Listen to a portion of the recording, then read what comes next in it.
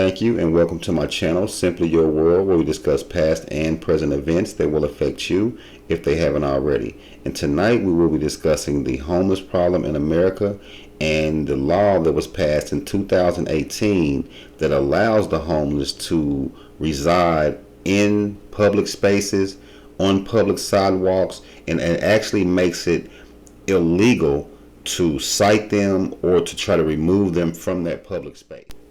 This next clip should add clarity on why I say there is no end in sight for the current homeless problem, and it will only get worse in the future. When we talk about what the city can and cannot do related to homeless camping, there is a key court case that dictates a lot of those boundaries. So let's dive in our segment, How Did We Get Here? The case is called Martin v. the City of Boise, as in Boise, Idaho, and it's been used to fight camping restrictions in several cities, including Salem.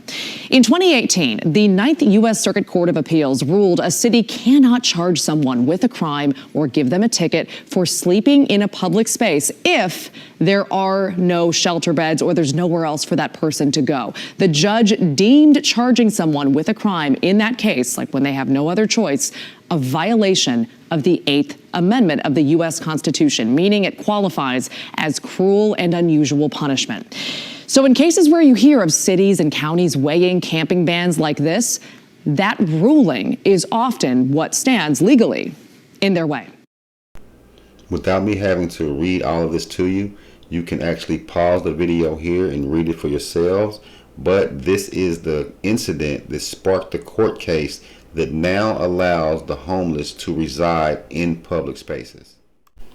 Now that we know what we know about how all this came about, the court rulings and filings and the, lawsuit that was settled and gave these people the right to live wide open on sidewalks, like I was saying earlier, this next part of the video is almost a slap in the face, because they're going to act as if they don't know why all these things are happening. Now, this video that I'm showing you was created in 2022, but you're going to hear them act as if they don't know why the homeless problem is getting so bad. But check this out. The homeless crisis in America is worsening again. The COVID pandemic caused a surge in housing costs and a rise in unemployment, leaving nearly 600,000 Americans unhoused in 2020. We have to shut down a piece of our own humanity to be able to walk past another human being that is in such a difficult situation. And being homeless, your days anywhere spent from where I'm going to lay my head at tonight, where I'm going to get my next bite of food from. People don't typically realize when they walk past a person who's homeless is that this person is costing taxpayers a lot of money. Cities across America are spending more than ever to combat the crisis. In 2019, New York spent a record-breaking $3 billion to support its homeless population. California is also expected to break its record, allocating $4.8 billion of its budget to the same issue over the next 2 years. And areas like that just don't seem to be getting any better, despite the fact that every politician claims that this is a top priority of theirs, and the budgets keep going up. Overall, homelessness in America has only improved 10% compared to 2007. It's even worse for certain subgroups such as individual homelessness, which dropped only 1% in the same period. On the contrary, 2020 saw a 30% increase in the unsheltered homeless, erasing over half a decade of work since its dramatic rise in 2015. Now, what I want you to notice is the law was passed in 2018 saying that it was okay to reside the way they reside and where they reside, and causing a burden really on society and the business owners, and removing all accountability from people that are quote-unquote homeless. Now, notice in 2018 the law was passed. Ever since then, it's been getting higher. What makes you think, or me think, or anyone else think that this thing is going to get better just because they decriminalize the homeless situation? Now, on this next clip, you're going to see how they actually give them housing and try to make a case on if they give them housing and give them everything they need to survive, food, clothes, and shelter, totally free. I guess the ones who quote unquote deserve it, they will stop doing what they're doing and become more, I guess, productive in society. Now Check they're this out. trending in the wrong direction. So the state of homelessness right now is pretty tenuous, and there are some small increases that are taking place across the board. So, how is the US addressing the homeless crisis? And can it ever be solved? Homelessness is known to prey on some of the most vulnerable populations in America.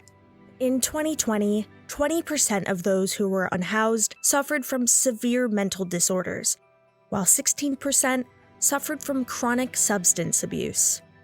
In response, the US has long relied on a housing-ready approach to homelessness, where those who are unhoused had to meet specific requirements such as sobriety or completion of treatment in order to qualify for a home. That was until this man, Dr. Sam Simbaris, pioneered the Housing First initiative. At some point, myself and the people we were working with realized that really insisting that people change, get sober, take medication, get your life together in order to earn or be awarded housing was not working. It just, people couldn't. People were on the street. They couldn't stay sober. They were not interested in medication. They were interested in being somewhere safe and secure. I think he has it backwards. I know what he's trying to say, but I think he's just trying to push his agenda, honestly. But what I mean by backwards, a lot of people don't care about their safety or well-being. All they want is their medication, whatever that is.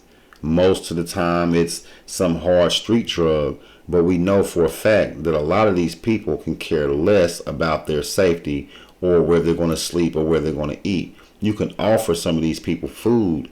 You can offer them whatever outside of what they ask you for, that $3, $5. They'll literally say they're not hungry, or they'll literally say they don't want that. They just want what they want. So just by trying to bypass the mental illness, because like I said, mental illness can be induced. You can be born with it, or drugs can cause it, or some type of trauma as well can cause some type of mental illness. So trying to give someone the food and the clothes and shelter is not going to solve the mental problem. I'm going to end the video with this, but this document shows that there are 3 different decades of psychiatrists that say that they do not have a cure for mental illness. So today, there is no cure for mental illness. Thanks for watching.